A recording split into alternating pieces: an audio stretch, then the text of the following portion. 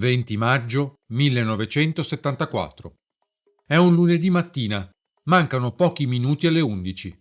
Un Alfa Romeo 2000, rubata prima alla presidenza della Regione Lazio, arriva davanti all'agenzia 21 della Banca Nazionale del Lavoro, all'angolo tra via Tiburtina e via Cave di Pietralata. Ne scendono 3 persone, una rimane in auto, e fanno irruzione nella filiale, sparando numerosi colpi in aria, a scopo intimidatorio, e costringono impiegati e clienti a mettersi faccia al muro, con le mani alzate. Mentre 2 degli sconosciuti tengono a bade presenti, sotto la minaccia dei mitra puntati, il loro complice si impadronisce di tutto il denaro che si trova nella cassaforte, in tutto un centinaio di milioni. Subito dopo il colpo, gli assalitori escono in strada e balzano sull'Alfa 2000, che parte a tutta velocità con uno sprint rabbioso proprio mentre passa per caso un furgone dei carabinieri. I rapinatori non hanno un attimo di esitazione e sparano una raffica di mitra che manda in frantumi i vetri del furgone. 2 carabinieri rimangono feriti leggermente dalle schegge. Comunque i carabinieri rispondono al fuoco, mandando in frantumi il lunotto posteriore dell'auto dei fuggitivi. Nel frattempo scatta l'allarme. Ben presto, numerose auto della polizia iniziano ad inseguire l'Alfa Romeo dei banditi. Intercettata in Viale delle Province, dopo una spericolata gimkhana per le strade intorno a Piazza Bologna, i rapinatori, giunta in Piazza dei Vespri Siciliani, abbandonano la loro vettura e cercano di eclissarsi a bordo di una Fiat 850 che in precedenza avevano lasciato nella zona per la seconda fase della fuga. Ma questo tentativo è inutile. Tallonati dalla polizia, i 4 fuggitivi cercano scampo fuggendo a piedi e abbandonando il sacco con l'ingente bottino. A questo punto i malviventi si separano. 2 di loro riescono a far perdere le proprie tracce, mentre gli altri cercano di seminare gli inseguitori, buttandosi in mezzo ai banchi del mercato di Piazza dei Vespri Siciliani, tra un fuggi-fuggi generale. Sempre tallonati dagli agenti che hanno sparato alcune revolverate in aria. I 2 hanno raggiunto via Livorno. Qui uno di loro, Alessandro D'Ortenzi, 32 anni, gioca l'ultima disperata carta. Strappa di mano al nonno Vincenzo la piccola Claudia Bocciarelli e cerca di farsi scudo con la bambina alla quale punta la pistola alla tempia. Una guardia, Felice Cardite, gli salta addosso e riesce a disarmarlo. Neanche l'altro bandito, Enrico De Pedis, 21 anni, fa molta strada. Al suo inseguimento si è gettato un gioielliere che ha visto tutta la scena. Luigi Mercatini, 38 anni, a bordo della sua moto BMW 750. L'orefice, proprietario di 2 negozi, ha subito un paio di rapine nel dicembre precedente. Mercatini raggiunge il fuggitivo, ormai stremato dalla frenetica disperata corsa, e riesce ad immobilizzarlo finché non giungono i poliziotti. 21 maggio 1974. La banda era stata individuata già dal 15 marzo scorso, dopo la rapina in un'altra agenzia della Banca Nazionale del Lavoro. Dei 2 arrestati, la posizione giuridica di Alessandro D'Ortenzi è molto critica. Tra le imputazioni ci sarà anche quella gravissima di tentativo di rapimento a mano armata. E non è finita, perché D'Ortenzi, l'altra notte, ha aggredito a Rebibbia un magistrato, il dottor Vitalone, colpendolo con un violento calcio alla coscia. La Procura della Repubblica ha già inviato alla Cassazione, in quanto vittima dell'aggressione è rimasto un giudice, gli atti riguardanti il procedimento penale a carico del rapinatore per questo grave episodio. Come noto, i rapinatori hanno fatto ripetutamente uso delle armi, mitra e pistole. È per questo che si è resa necessaria la prova del guanto di paraffina. Data l'urgenza del caso, è stato chiesto al dottor Claudio Vitalone, che si trovava nel carcere di Rebibbia per un'altra istruttoria, di sovraintendere alla perizia. Il magistrato, così, si è riunito in una stanza del carcere insieme all'avvocato del D'Ortenzi e a un perito. Improvvisamente è entrato Alessandro D'Ortenzi, un tipo molto alto e notevolmente robusto, che è stato invitato ad uscire. A quel punto è scattata l'aggressione. Il D'Ortenzi, infatti, che già era stato accompagnato fuori, si è liberato con uno strattone degli agenti di custodia, ha sfondato la porta dell'ufficio ed ha fatto irruzione nella stanza, avventandosi contro il magistrato, urlando come fosse un ossesso: «Io ti ammazzo, adesso basta!». Prima che potessero fermarlo, il detenuto ha sferrato un violentissimo calcio all'inguine del dottor Vitalone. Fortunatamente il giudice ha evitato di essere preso in pieno e il calcio lo ha colpito alla coscia destra, facendolo cadere a terra semisvenuto e provocandogli un vasto ematoma. Un ematoma sulla coscia potrebbe aver suggellato il primo incontro tra Enrico De Pedis e Claudio Vitalone. La banalità della storia.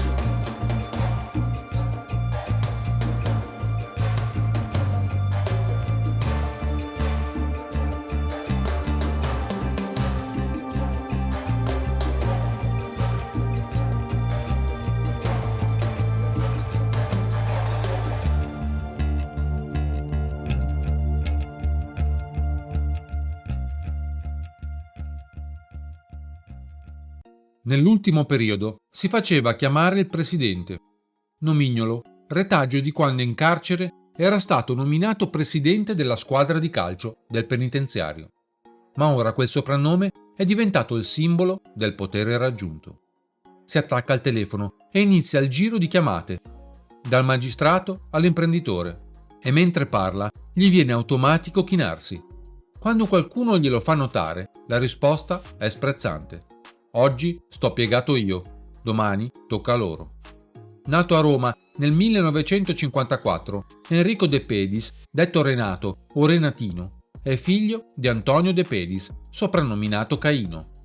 O almeno così si è creduto per tutta la sua vita. Prima scippatore di Trastevere, era diventato poi rapinatore in una batteria dell'Alberone. Quella batteria in cui aveva incontrato Zanzarone d'Ortenzi, uomo di criminalità e di estrema destra, che si legherà in seguito al criminologo Aldo Semerari. È per questa sua attività di rapinatore che viene arrestato nel 74, come visto in precedenza. È vero che io sono entrato il 20 maggio 1974 imputato della rapina di via Tiburtina insieme a Enrico De Pedis, e la nostra batteria, che era di Testaccio, era la miglior batteria di rapinatori che all'epoca operava su Roma. Quindi il dottor Lupacchini doveva tener conto anche che il De Pedisi era un mio coimputato, anche se la Suprema Corte di Cassazione l'ha assolto per non aver commesso il fatto. Oggi lo posso dichiarare che era mio compagno di batteria e che era partecipe in quella rapina insieme a me. Lo posso fare questo fatto solo perché è morto, perché non sono né un collaboratore e né un infame. Renatino è un criminale atipico, non fuma, non beve, non si droga. Cura maniacalmente la sua immagine e appare in pubblico sempre ben vestito, tanto da venir soprannominato il bambolotto. Senta una cosa, signor Mancini, lei ha conosciuto Enrico De Pedis? Beh, guardi, adesso pare che io ero amico di tutti, fratello di tutti. De Pedis, fra me e De Pedis c'era un rapporto, non so se più intenso o meno, comunque un rapporto di fraterna amicizia, e lo potete dimostrare in 3000 maniere. Vabbè. Senta, Dica. Senta, signor Mancini, Sì. lei ci deve dire intanto chi era De Pedis e cosa faceva a quell'epoca, e poi ci deve dire quando lo ha conosciuto e che tipo di rapporto ha avuto con lui, come stava Allora, dicendo. con De Pedis tra il 72 e il 75 abbiamo fatto, io ho fatto non solo con De Pedis, quali sono altri 2 o 3 personaggi in via Cavour, dalle parti di via Cavour, e un altro ad un furgone postale a Terracina. Poi, vabbè, lui non ancora spacciava la droga in compagnia bella, io stavo con Valmerani, mi ero messo anche a spacciare la droga.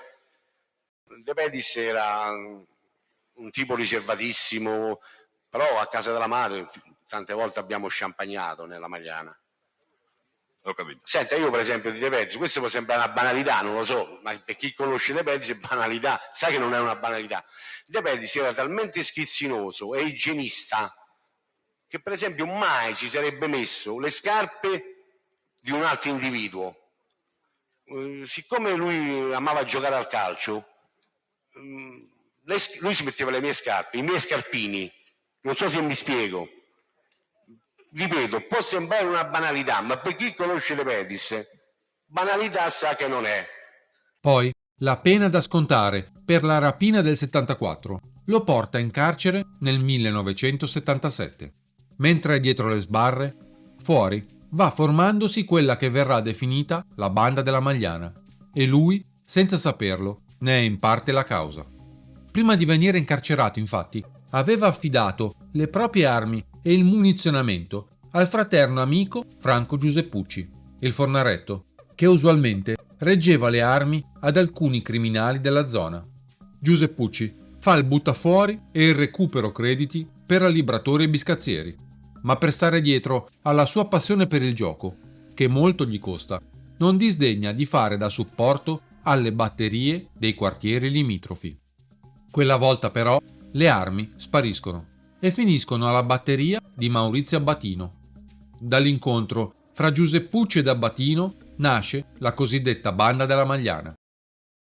Ho già detto che al principio eravamo un gruppo di rapinatori appartenenti qualcuno alla Magliana, qualcuno al Trullo, fino al giorno che viene rubato un quantitativo di armi da una macchina a testaccio che apparteneva appunto a Giuseppucci Franco.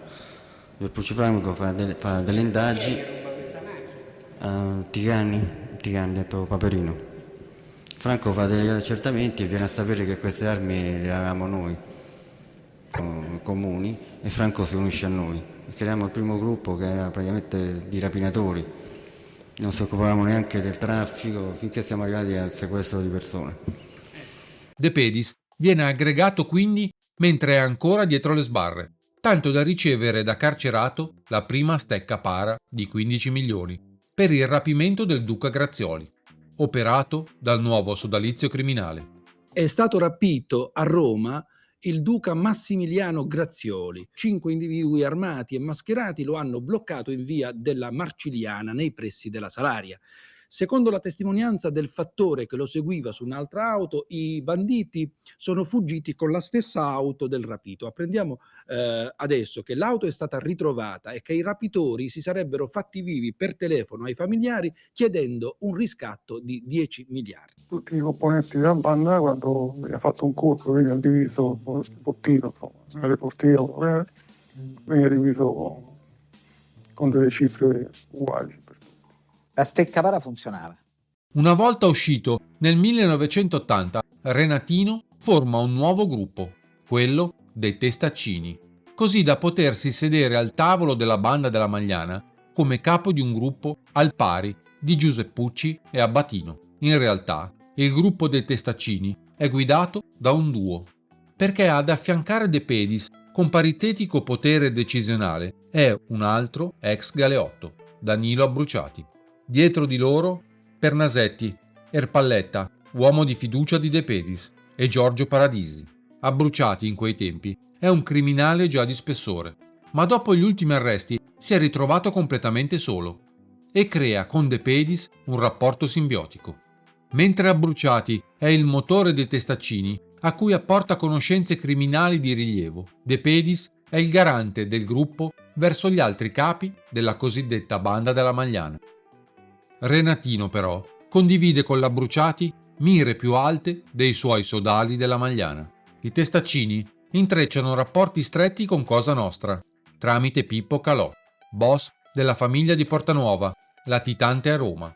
Per tutti si fa chiamare Mario Aglialoro. Così ricorda Abbatino, via via che la nostra organizzazione annetteva sempre più vaste fette di mercato, la stessa si allargava. A seguito delle scarcerazioni di Enrico De Pedis, amico sia mio che del Giuseppucci, e di Raffaele Pernasetti, i quali ne entravano a far parte a pieno titolo. apportando nuovi canali di approvvigionamento che consentivano di soddisfare le esigenze di conservazione del mercato acquisito e di ulteriori ampliamenti dell'attività. Amico del De Pedis era Danilo Abruciati, il quale consentì di prendere contatto con fornitori del calibro di Stefano Bontate e Pippo Calò. Signora Patino, lei ha cominciato a collaborare con l'autorità giudiziaria di Roma, in particolare da alcuni mesi, esatto? Sì. Lei ha ammesso di avere fatto parte in passato della cosiddetta banda della Magliana, Sì. esatto? La sua posizione era quella di un semplice appartenente o aveva una posizione di rilievo in questa banda della Magliana? Una posizione di rilievo. Aveva una posizione di notevole rilievo. Ha avuto modo di conoscere Danilo Abruciati? Sì. Ha avuto modo di conoscere Calò Giuseppe, detto Pippo Calò? No. Ma sa se la banda della Magliana aveva dei rapporti con Pippo Calò? Sì, Danilo Abruciati aveva dei rapporti tramite Ernesto Diodallevi con Calò. Cioè i rapporti tra la banda della Magliana e Calò Giuseppe si svolgevano attraverso Diotallevi e Abruciati, perché Sì. la registrazione non è molto felice, credo. Quindi non ha conosciuto, immagino, Stefano Bontade, No. però ne ha sentito parlare da queste stesse persone. Sì, è stato un periodo che era stato aperto un contatto Qual era lo scopo di questo contatto che c'era con Stefano Bontade? il rifornimento di eroina. Rifornimento di eroina. E per quello che lei ha saputo da questo canale costituito da Abruciati e Diotallevi, il rapporto a quell'epoca, stiamo parlando, io le ricordo che Bontade è stato ucciso in Palermo nell'aprile 81, quindi tutto quello di cui stiamo parlando risale agli anni precedenti, evidentemente.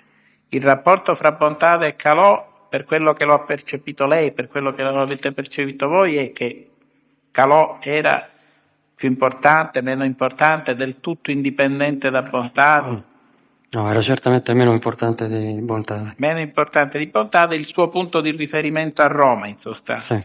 Questo si desume dai suoi precedenti interrogatori. Lei Diotallevi lo ha conosciuto, Ernesto Diotallevi? Sì.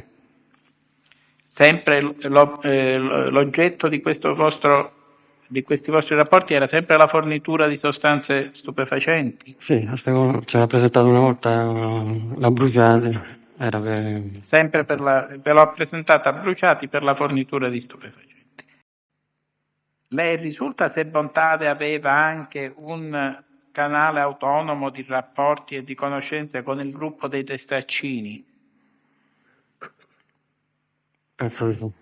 Penso di sì. Anche perché Danilo faceva parte del gruppo dei Testaccini. Quindi sempre tramite Abruciati, Sì. verosimilmente. Parlare di come avveniva la ripartizione dei soldi che incassavate con le vostre attività, vendita di spaccio di droga. Per quanto riguarda il gruppo Ostia, Ciglia e Maiana, che era un po' più unito, venivano utilizzate delle casse che da parte nostra venivano rette appunto da Claudio Sicilia, e da parte di Acilia da Libero Manconi e Fabretti Roberto. Come ho detto prima, veniva sempre 10 milioni. Comunque c'era talmente un'amicizia che se a qualcuno gli serviva qualcosa di più, insomma, prendeva. Vi erano forme di assistenza per quelli di voi che venivano arrestati? Certamente, venivano assistiti sia finanziariamente che avvocati, anche con le famiglie venivano accompagnati ai colloqui. Che cosa significa il termine stecca? Stecca è la ripartizione di una percentuale dopo un furto, una rapina o dopo uno spaccio. E chi l'aveva la stecca? La stecca era tutti quelli appartenenti al gruppo.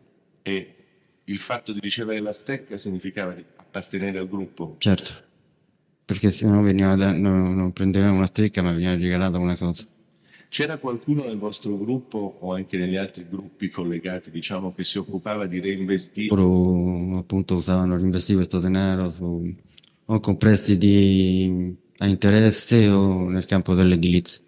Sì, il gruppo dei Testaccini è un po' generico, dovrebbe dirci chi faceva questa attività e come. Perché si è andato un po' formando nel tempo. Al principio era soltanto per Nasetti, Bruciati e De Pedis. Dopo si è unito Paradisi Giorgio, Cassani Angelo, Ettore Maragnoli. Si è avvicinato qualcun altro tipo Maglio Vitale. E questi investivano in attività diverse, diciamo? Sì, investivano sia nel campo dell'edilizia che prestavano soldi con tassi di interesse.